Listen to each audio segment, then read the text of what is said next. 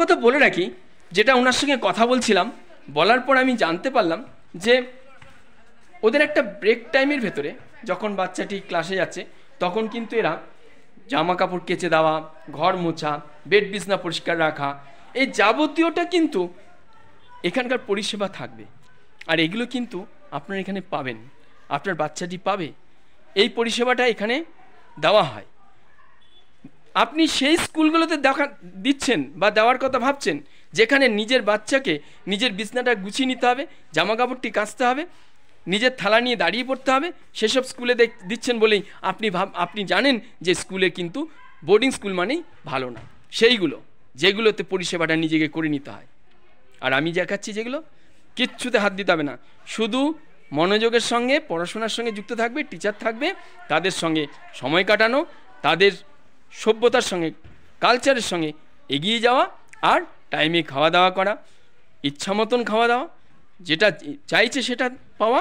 আরেকটা জিনিস কি আছে, বড় পাওনা কি, যে পড়াশোনার বাইরে কি কি পাচ্ছে, এক্সট্রা কারিকুলাম কি কি আছে, খেলাধুলা পাচ্ছে কিনা, কারণ বাচ্চারা খেলাধুলা চাইবেই, সেখান থেকে সে আরও বড় হওয়ার একটা সুযোগ থাকছে। আর সেটাই দেখছিলাম এই স্কুলে এসে।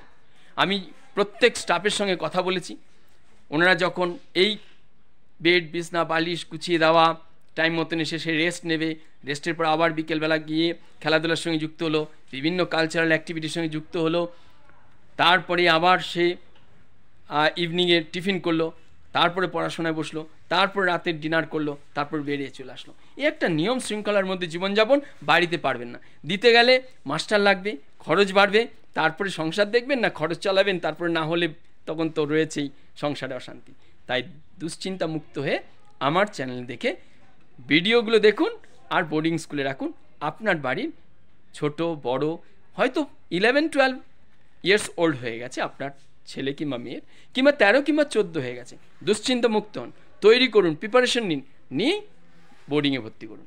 নিশ্চিন্ত থাকতে পারবেন, ভালো থাকতে পারবেন, এবং আপনিও উপার্জন করে আরও দূরে ভবিষ্যতে আরও বড় জায়গায় পৌঁছে দিতে ছেলে মেয়েকে সক্ষম হবেন। ভালো থাকবেন, অসংখ্য ধন্যবাদ। পরের ভিডিও অবশ্যই দেখবেন আর সাবস্ক্রাইব করা থাকুন। দেখুন নিচে যে লাল রঙের সাবস্ক্রাইব লেখা আছে সেটা টাচ করুন, অটোমেটিক আমার চ্যানেলে অসংখ্য ভিডিও আছে যেগুলো প্রয়োজনীয় সেগুলো দেখতে পাবেন।